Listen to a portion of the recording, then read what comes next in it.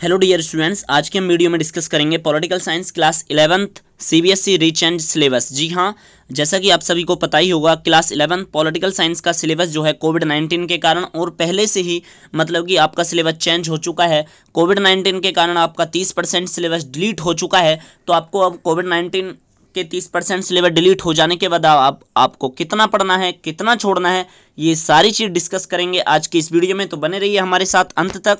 तो देखिएगा, political science class 11th CBSE rich and new syllabus, ये जो सिलेबस है 2020 और 21 के स्टूडेंटों पे अप्लाई होना है, इस बात का ध्यान रखिएगा। तो चलिए हम जान लेते हैं कोर्स स्ट्रक्चर के बारे में। तो सबसे पहले मैं आपको जो है दोनों बुकों के नाम बता दूं। देखिएगा, नंबर 1 बुक जो है हमारी, उसका नाम है भारत का संविधान, सिद्धांत और व्यवहार, Indian constitution at work, part A के नाम से जाना जाता है, जो फर्स्ट बुक है 11 पॉलिटिकल साइंस की, ठीक है, जो सीबीएसई में लगी हुई है। और जो सेकंड बुक है, जो पार्ट बी के नाम से जानी जाती है, इसका नाम है राजनीतिक सिद्धांत, इंग्लिश में इसे पॉलिटिकल थ्योरी बोलते हैं। ठीक है, मैं आपको इनका फ्रंट कवर दिखा दूं इन किताबों का।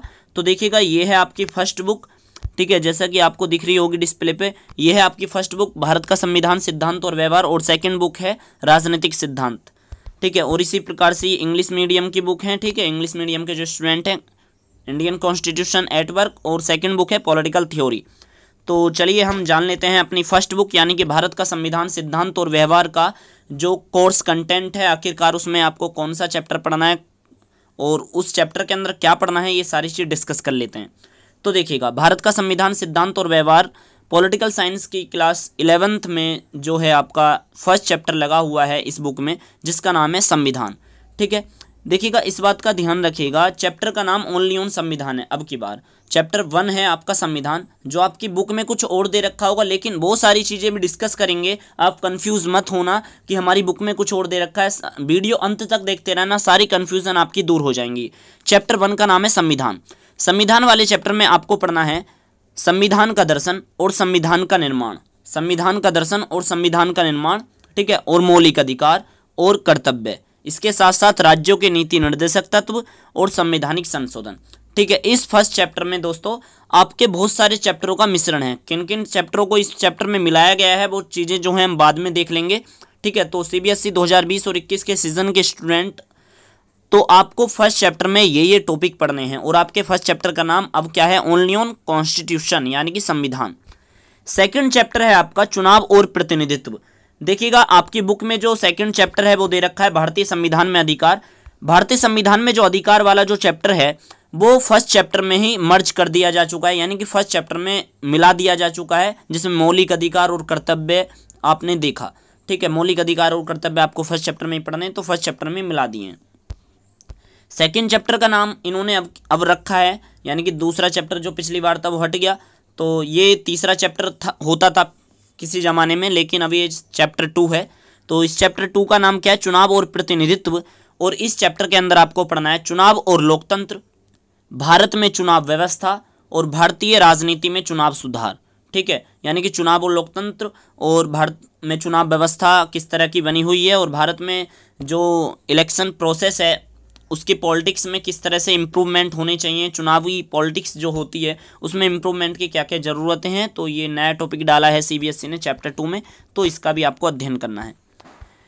अब बात करते हैं चैप्टर 3 की। तो चैप्टर 3 है आपका विधायिका, यानी कि जिसे आप संसद भवन कहते हो या आप पार्लियामेंट कहते हो इंग्लिश में, ठीक है। और इस चैप्टर के अंदर आपको पढ़ना है, इसके अंदर थोड़े टॉपिक ज़्यादा हैं, इस बात का ध्यान रखिएगा।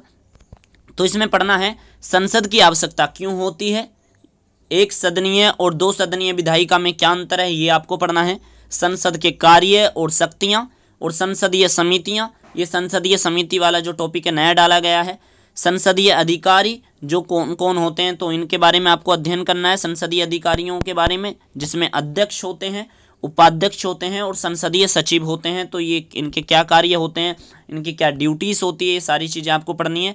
मैं इस वीडियो के माध्यम से आपको इस वीडियो में एक क्वेश्चन पूछना चाहता हूं, ठीक है। वर्तमान लोकसभा के अध्यक्ष कौन हैं, इस वीडियो के कमेंट बॉक्स में आप मुझे लिख के बताना, ठीक है। वर्तमान लोकसभा अध्यक्ष कौन है, जो बच्चा मैं ये देखना चाहता हूं कि कौन बच्चा पॉलिटिकल साइंस 11th में मतलब कि अच्छा कर पाएगा इसको। तो एक क्वेश्चन मैंने दिया है, आप इसका उत्तर देने की कोशिश करना हमारे इस वीडियो के कमेंट बॉक्स में। लोकसभा स्पीकर, यानी कि स्पीकर को हिंदी में हम अध्यक्ष कहते हैं। तो लोकसभा स्पीकर जो हैं वर्तमान में कौन है। तो ये है आपका थर्ड चैप्टर। और फोर्थ चैप्टर की तरफ बात करें तो फोर्थ चैप्टर का नाम है कार्यपालिका। कार्यपालिका फोर्थ चैप्टर का नाम है और इसमें आपको पढ़ना है भारत में संसदीय कार्यपालिका। भारत में संसदीय कार्यपालिका में राष्ट्रपति की क्या भूमिका है और प्रधानमंत्री की क्या भूमिका है और मंत्रिपरिषद का क्या रोल है और स्थायी कार्यपालिका और नौकरशाही में क्या अंतर है। ठीक है, स्थायी कार्यपालिका और आपका जो मतलब कि एक स्थायी कार्यपालिका होता है जैसे कि आपको पता होगा, ठीक है, आईएएस प्रशासक जिसे आप कहते हो, ठीक है, नौकरशाही, और एक होते हैं मतलब कि नेता लोग जिसे आप नाम मात्र कार्यपालिका कहते हो। तो इसमें आपको अंतर भी पढ़ना है। तो इसमें मुख्य रूप से आप संसदीय पार्लियामेंट्री जो सिस्टम है उसमें राष्ट्रपति, प्रधानमंत्री और मंत्रिपरिषद और नौकरशाही के बारे में पढ़ोगे जिसे आप स्थायी कार्यपालिका कहते हो। तो ये है फोर्थ चैप्टर का कंटेंट। फिफ्थ चैप्टर की तरफ हम रुक करें तो फिफ्थ चैप्टर का नाम है न्यायपालिका। ठीक है, जुडिशरी इन इंग्लिश में।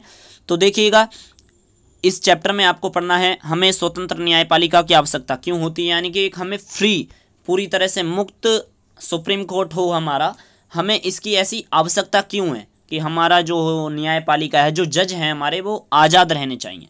और न्यायपालिका की जो संरचना है और उसके क्षेत्राधिकार हैं, क्षेत्राधिकार की मतलब कि उसकी सीमाएं कहाँ तक हैं, उनकी पहुंच जिसे आप कहते हो या अधिकार आप कह सकते हो सामान्य रूप से।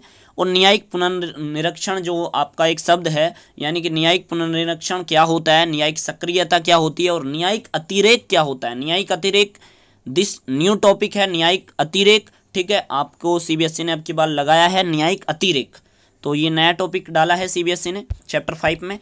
छठा चैप्टर आपका डिलीट हो चुका है, संघवाद था, कंप्लीटली डिलीट है। ठीक है, जैसा कि मैंने आपको बताया है कि भाई कोविड-19 के कारण आपका 30% सिलेबस डिलीट करा गया है, तो इसी कारण जो है आपका संघवाद जो चैप्टर है वो 30% डिलीटेड सिलेबस में आया है। तो ये चैप्टर कंप्लीटली डिलीट हो चुका है।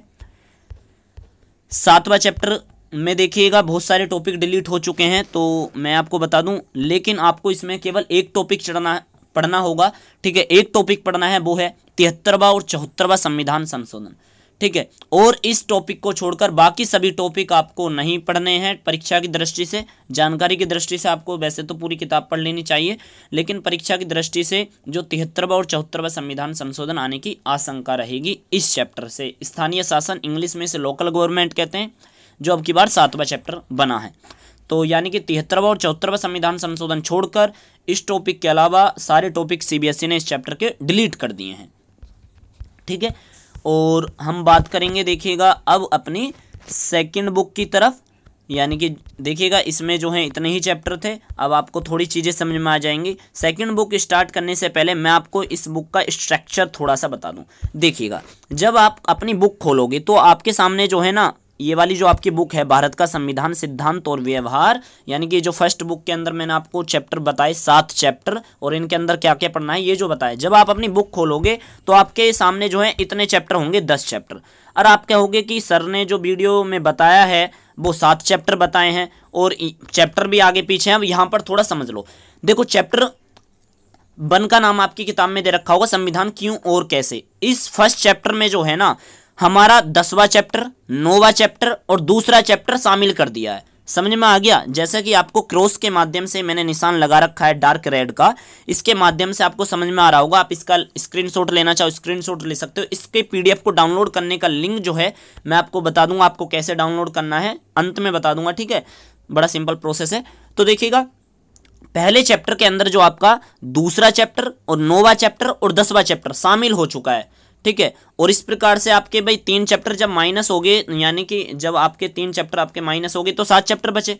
ठीक है, 7 चैप्टर आपके क्रमश हैं और संघवाद वाला आपका चैप्टर डिलीट हो चुका है। तो आपको पढ़ने कितने चैप्टर हैं? 6 पढ़ने। और स्थानीय शासन में आपको एक ही टॉपिक पढ़ना है। ठीक है, तो फर्स्ट बुक का सिलेबस भी बहुत छोटा हो चुका है। ठीक है जी, आप समझ गए होंगे इस चीज़ों को, वरना वीडियो को बैक करके आप देख सकते हो। अब बात करेंगे हम अपनी सेकंड बुक की तरफ। सेकंड बुक का नाम है राजनीतिक सिद्धांत, इंग्लिश में इसे पॉलिटिकल थ्योरी कहते हैं। ठीक है, तो इसमें देखिएगा फर्स्ट चैप्टर का नाम है राजनीतिक सिद्धांत एक परिचय।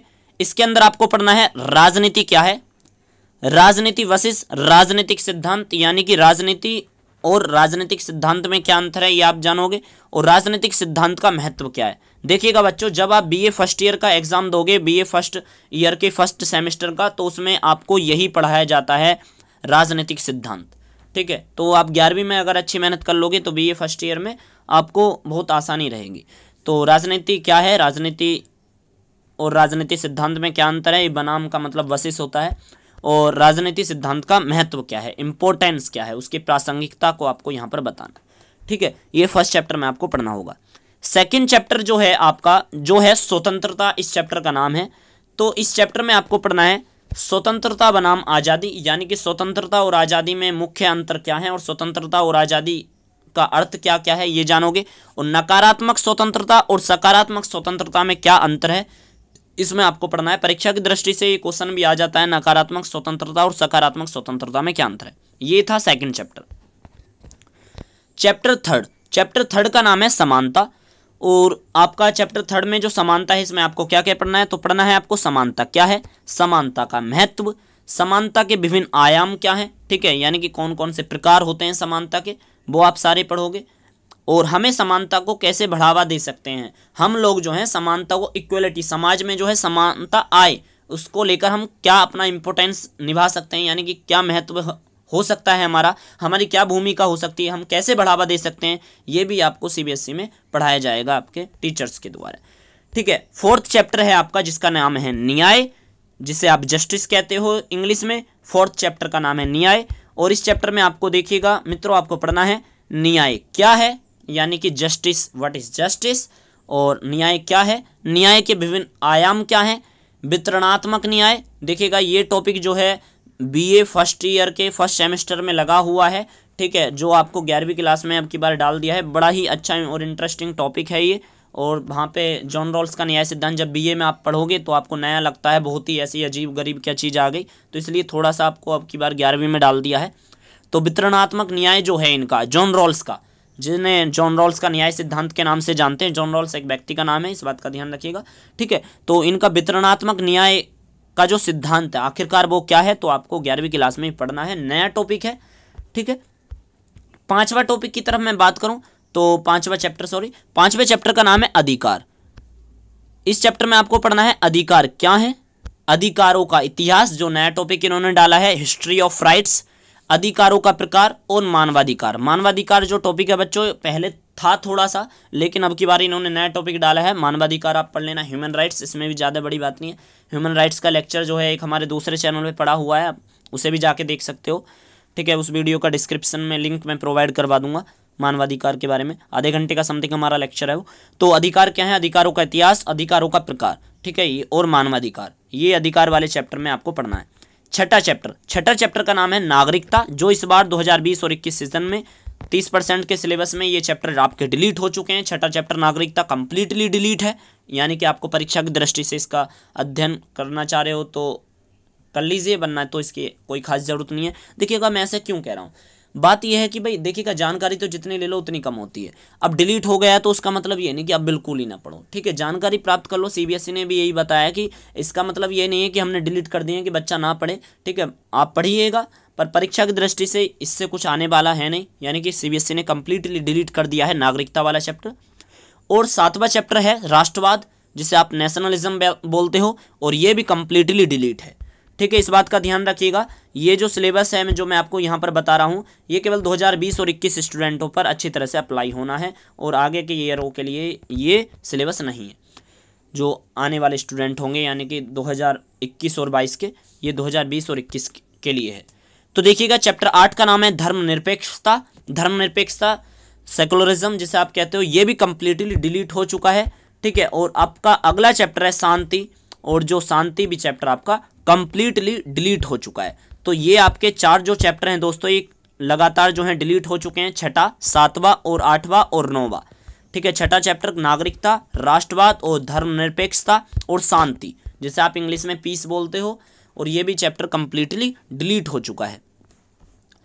आपका अगला चैप्टर है 10वां, जिसका नाम है डेवलपमेंट, हिंदी में विकास बोलते हैं। ठीक है, तो इस डेवलपमेंट वाले चैप्टर में आपको क्या क्या पढ़ना है और आपके सिलेबस में लगा हुआ है तो जान लेते हैं। इसमें आप जानोगे समृद्धि और विकास, नया टॉपिक डाला है इन्होंने। ठीक है, वैसे तो नया टॉपिक इतना नहीं है, ये पहले भी बच्चों को बेसिक तो जानकारी पढ़ाई जाती थी, और विकास के विभिन्न मॉडल कौन कौन से हैं ये जानोगे, कल्याणकारी राज्य का मॉडल क्या है ये जानोगे, और बाजार मॉडल क्या है, और विकासात्मक मॉडल क्या है, यानी कि डेवलपमेंट कैसे किस देश का होता है, तो ये उसकी थ्योरी है पॉलिटिकल रूप से।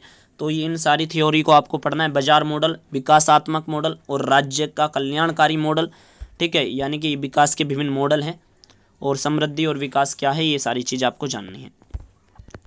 तो देखिएगा मैं आपको बता दूं, फर्स्ट बुक जिसे आप पार्ट ए यानी कि भारत का संविधान, सिद्धांत और व्यवहार, और जिसे आपने इंडियन कॉन्स्टिट्यूशन एट वर्क, तो इसके अंदर आपको देखिएगा पढ़ने के बाद आपको क्या मिलेगा, यानी कि ये जानेंगे हम क्या क्या पढ़ना है, आपको क्या मिलेगा, यानी कि आउटकम की तरफ हम बात करें, आउटपुट और क्या निकलेगा, यानी कि किसी भी हम इनपुट देते हैं तो हम अपेक्षा करते हैं कि आउटपुट मिलेगा, तो यानी कि परिणाम क्या मिलेगा पढ़ने के बाद। तो देखिएगा मैं आपको बताऊँ इसमें दक्षता, यानी कि किताब को फर्स्ट बुक को पढ़ने के बाद आपको भारतीय संविधान की प्रमुख विशेषताओं का ज्ञान हो जाएगा, ऐतिहासिक प्रक्रिया और कार्यों को समझने की कोशिश करोगे तो अच्छी तरह से उससे रूबरू हो जाओगे, पहचान करोगे और विश्लेषण कर लोगे भारतीय संविधान की जो प्रमुख विशेषताएं हैं और ऐतिहासिक प्रक्रिया क्या क्या हुई हैं, ठीक है।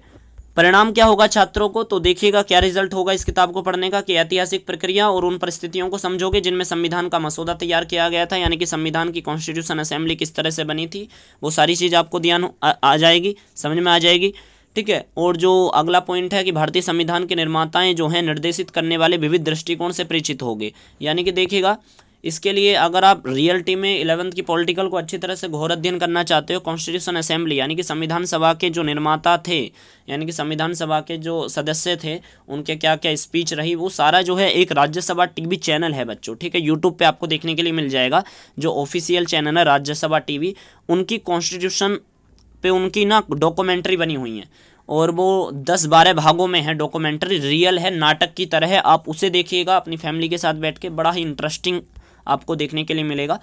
तो देखिएगा इसमें आप जानोगे, जो आपका अगला है संविधान की प्रमुख विशेषताओं को पहचानोगे और इनकी तुलना अन्य संविधानों से करोगे, इराक के संविधान से, नेपाल के संविधान से, ठीक है, वगैरह वगैरह। आपको यहाँ पर थोड़े थोड़े कार्टून के माध्यम से चीज़ें समझने के अवसर मिलता है।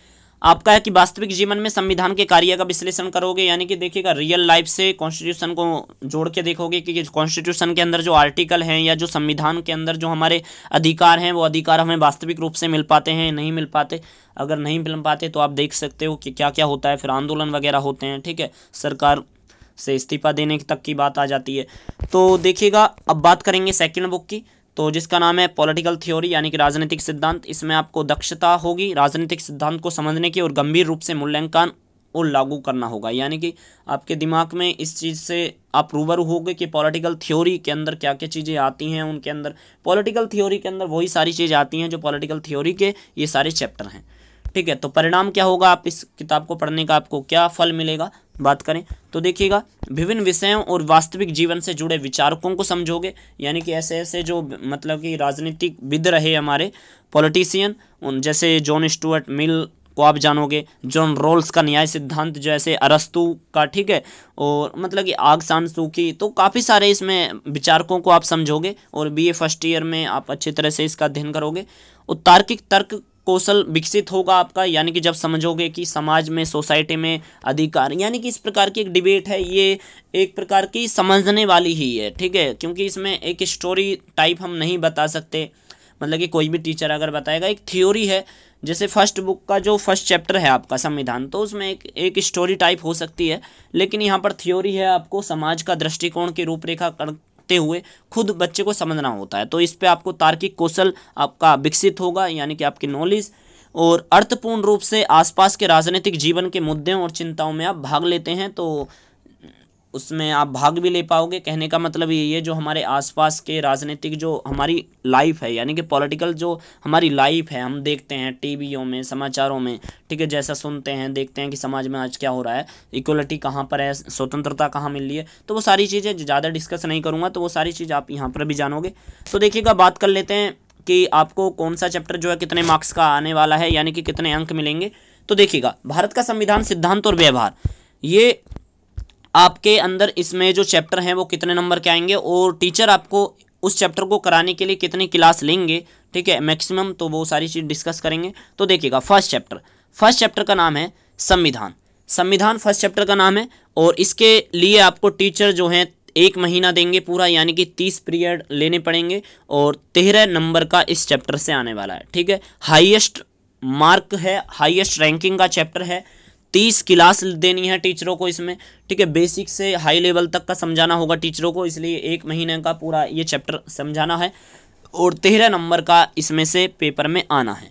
ठीक है, 100 नंबर का आपका पेपर होगा, जैसा कि आपको पता होगा। ठीक है, क्योंकि ऐसे बन अब की बार तो मेरे हिसाब से मतलब कि ऐसी रद्दी हो गया कोविड-19 के कारण। जो 100 नंबर का पेपर आएगा उसमें आपको 80 नंबर में ये थ्योरी जो है 13 मार्क्स उस 80 नंबर के पेपर में आपको देखने के लिए मिलेंगे और 20 नंबर का आपको प्रैक्टिकल है।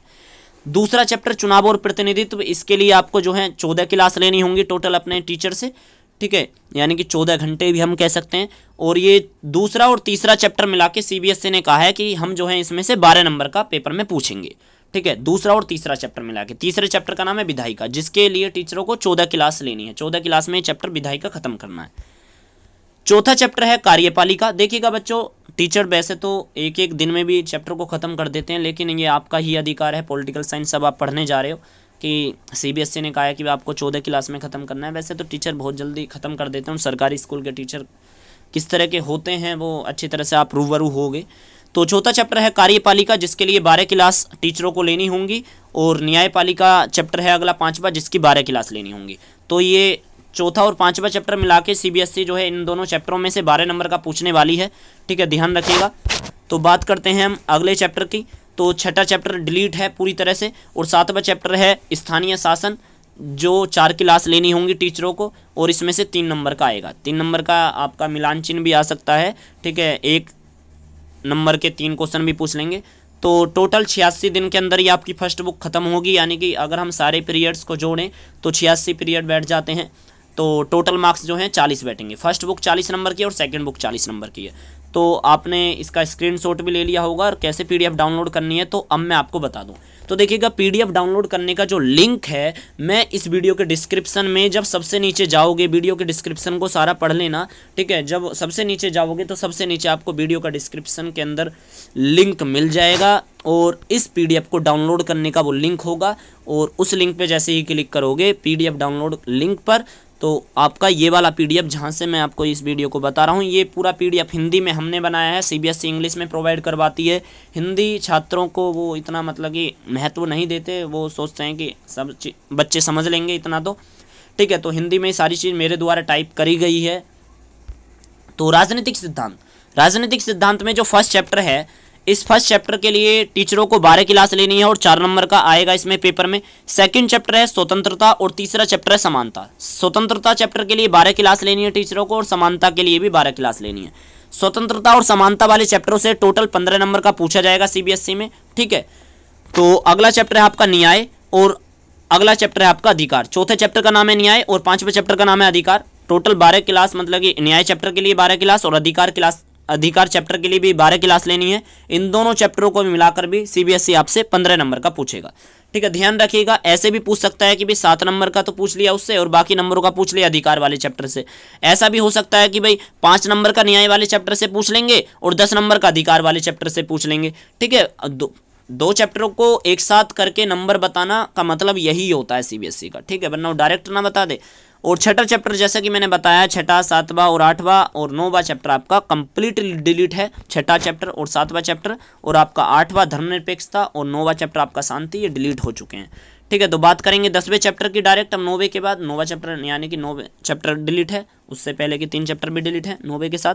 तो 10वां चैप्टर का नाम है विकास और विकास में आपको 12 क्लास टीचर देंगे, 12 घंटे यानी कि, और 15 नंबर का विकास वाले चैप्टर में से दोस्तों आएगा। तो विकास वाला चैप्टर इज वेरी इंपॉर्टेंट और first chapter is very important. ठीक है, फर्स्ट बुक का फर्स्ट चैप्टर और सेकेंड बुक का last chapter is very very important, क्योंकि इन दोनों चैप्टरों से पहला चैप्टर फर्स्ट बुक का और 10वां चैप्टर सेकंड बुक का, ये दोनों चैप्टरों से मिलाकर 30 नंबर का आने वाला है।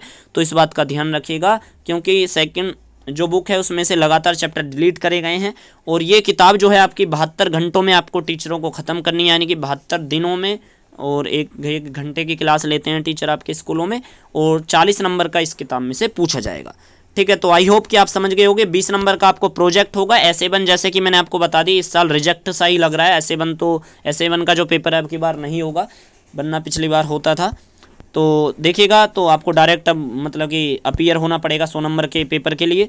तो प्रोजेक्ट वर्क आपका 20 नंबर का होगा। परियोजना कार्य आपको कैसे कैसे देना है, यानी कि मैं बात करूंगा कि आपका जो असाइनमेंट है जिसे आप फाइल कहते हो, फाइल के अंदर आपको कैसे कैसे करना है। तो देखिएगा फाइल के लिए आपको टोटल 20 मार्क्स मिलेंगे। 20 मार्क्स में से 10 अंकों का आपका जो है 10 मार्क्स का आपका वाइवा वॉइस होगा, यानी कि टीचर जो है आपसे कुछ क्वेश्चन पूछेंगे, आपसे कुछ करवाने के लिए कह सकते हैं कि उस पर आपको नाटक करना है, यानी कि आपके फ्रेंड सर्किल बनवा के दे देंगे। वो सारी चीज़ें भी डिस्कस करेंगे। तो 10 नंबर आपको उसके मिलेंगे और 10 नंबर आपके फाइल के अंदर क्या वर्क आपने लिखा है उसके लिए आवंटित होंगे। तो 10 + 10 + 20 हो गए, ठीक है। तो ऐसे आपको ध्यान रखना है। तो देखिएगा ये 12वीं कक्षा के लिए 20 अंक या 11वीं कक्षा के लिए बराबर है, ठीक है। तो 12वीं कक्षा के लिए जो 20 अंक का परियोजना कार्य है मूल्यांकन के अतिरिक्त है, यानी कि बाहरी परीक्षकों द्वारा संयुक्त रूप से किया जाना चाहिए। यानी कि बाहर के टीचर आएंगे, एग्जामिनर आएंगे आपके असाइनमेंट को लेने। लेकिन 11वीं में मैं आपको रियलिटी बता दूं बच्चों, यही होता है कि मतलब कि इंटरनली टीचर ही ले लेते हैं, ठीक है। 12वीं में ही ज़्यादा चलता है, जैसे कि यहाँ पे लिखा हुआ है कि 12वीं कक्षा के लिए जो बाहर से टीचर हम बुलाते हैं ज़्यादातर। अगर 11वीं में आ जाते हैं तो वो भी अच्छी बात है, वो स्कूल के आपसी कनेक्शन के ऊपर डिपेंड करता है। परियोजना कार्य के लिए यहाँ पर CBSE ने बताया कि बच्चे जो हैं 4 से 5 स्टूडेंटों का, फ्रेंडों का ग्रुप बना सकते हैं, या पर्सनल भी आप कर सकते हो, यानी कि व्यक्तिगत समूह से भी कर सकते हो या पर्सनल भी कर सकते हो। किसी विशेष वर्ग के लिए पाठ्यक्रम में, यानी कि देखिएगा क्या है, कोई विशेष टॉपिक आपके टीचर्स उठाएंगे, आपको देंगे, आवंटित करेंगे कि आपको जो है इस टॉपिक पे आपको असाइनमेंट तैयार करना है। या आपको बहुत ही कम टीचर होते हैं जो आपको अपनी मन मर्जी से असाइनमेंट के टॉपिक को करने के लिए इजाज़त देते हैं, वरना ज़्यादातर टीचर के अकॉर्डिंग आपको करना होता है और उस सब्जेक्ट पर आपको अपनी फिर प्रैक्टिकल फाइल बनानी होगी। परियोजना कार्य के अंदर जो आपको किस तरह के टीचर आपको वो दे सकते हैं, तो देखिएगा रोल प्ले करने के लिए कह सकते हैं। रोल प्ले कैसे, देखिएगा रोल प्ले इसे ही कहते हैं कि भाई कॉन्स्टिट्यूशन असेंबली है, यानी कि संविधान सभा के अंदर संविधान कैसा बन रहा होगा उस दौरान। संविधान सभा के अंदर जैसे संसद के अंदर लोग बाग बैठे रहते हैं और कोई भी कानून को जब पास करते हैं, तो इसी तरह से संविधान के अंदर आप विचार कर रहे होंगे तो आपको क्लास के अंदर बैठा देंगे और किस तरह का उस दौरान का मॉड्यूल रहा होगा टीचरों के सामने आपको वो प्रस्तुत करना है अपने फ्रेंडों के साथ।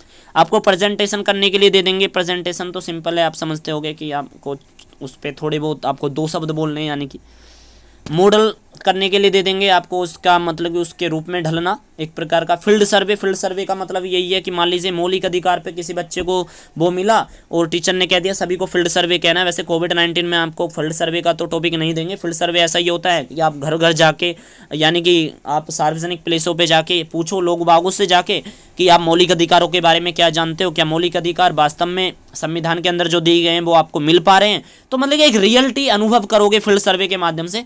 मॉक ड्रिल और मॉक इवेंट क्या है कि उसके जैसा ढलना, यानी कि पूरी तरह से सारी चीज़ वैसे सेम होती है। मॉक ड्रिल आपने भूकंप वगैरह जब आ जाता है तो उससे कैसे बचते हैं, तो वो आपने ऐसा कि एग्जाम्पल बता रहा हूँ, आपने स्कूल के अंदर देखा होगा, तो आते हैं बाहर से, तो इस तरह का ही आपको करना है। शिक्षक को प्रोजेक्ट वर्क के लिए पर्याप्त समय देना होगा। टीचर जो हैं वो पूरा प्रॉपर आपको समय देंगे।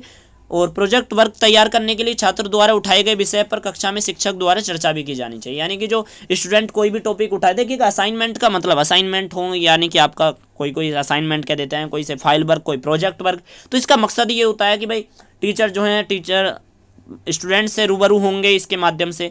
तो यानी कि भाई डिबेट होना, यानी कि चर्चा होना तो बहुत ज़रूरी है। तो देखिएगा इसी के साथ साथ अब मैं आपको बता दूं टोटल मार्क्सिंग की कैसे कैसे है। तो देखिएगा टोटल मार्क्स का देखिएगा प्रोजेक्ट वर्क कितने का है, यानी कि फाइल आपकी 20 नंबर की जमा होगी और CBSE एग्जाम आपकी 40 नंबर की एक बुक और 40 नंबर की दूसरी बुक, 80 नंबर का आपका एग्जाम का, यानी कि एग्जाम आएगा आपका पेपर 80 नंबर का होगा। और आपकी टोटल क्लास कितने लगेंगी, फर्स्ट बुक और सेकेंड बुक को मिलाकर 158, यानी कि टोटल 160 लगभग डे के अंदर आपके वो किताब ख़त्म करनी होगी। अगर आप प्रॉपर 160 दिन का मतलब ये 160 घंटे, ठीक है, आप इसे डे में डिवाइड कर लो। तो फाइनल टोटल मार्क्स देखा जाए तो कितने, तो 40 नंबर की एक बुक जिसमें से आपको पेपर में आएगा क्वेश्चन और 40 नंबर की सेकंड बुक, ठीक है, और 20 नंबर का आपका प्रोजेक्ट, तो टोटल हो गए आपके 100 नंबर। तो 100 नंबर में से आपका रिजल्ट आपको नंबर दिए जाएंगे, ठीक है। मैं यही अपेक्षा करूँगा कि आप 100 में से 100 लाने की मतलब कि रखोगे। इस तरह से आपने मेहनत कर लोगे अपनी।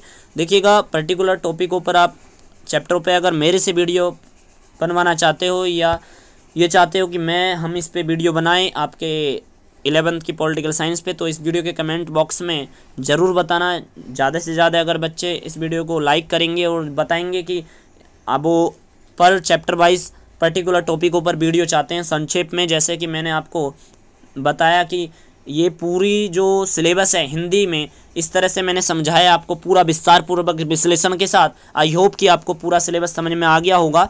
तो देखिएगा, वीडियो देखने के लिए आपका हृदय के साथ विनम्रतापूर्वक बहुत बहुत धन्यवाद। मैं आशीष गौतम आपके सफल, सुगम और मंगलमय शिक्षा होने की कामना करता हूं। उम्मीद है कि आपको ये वीडियो पसंद आई होगी। हमें आपकी प्रतिक्रिया और सुझावों का हमेशा इंतजार रहता है। आपका सहयोग में मार्गदर्शन सदैव अपेक्षित रहेगा। तो आप हमारे thanks to polity YouTube channel को जरूर सब्सक्राइब करिएगा जाते जाते, ठीक है। मैं आपसे यही आशा करूंगा।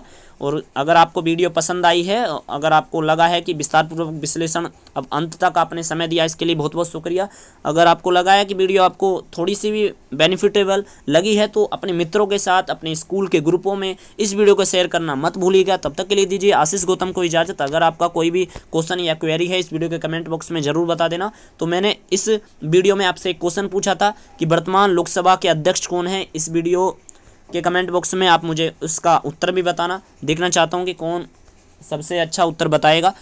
और तो तब तक के लिए बस इतना ही। तो मिलते हैं हम किसी नेक्स्ट वीडियो में। रखिएगा अपना ध्यान। तो जय हिंद, जय भारत।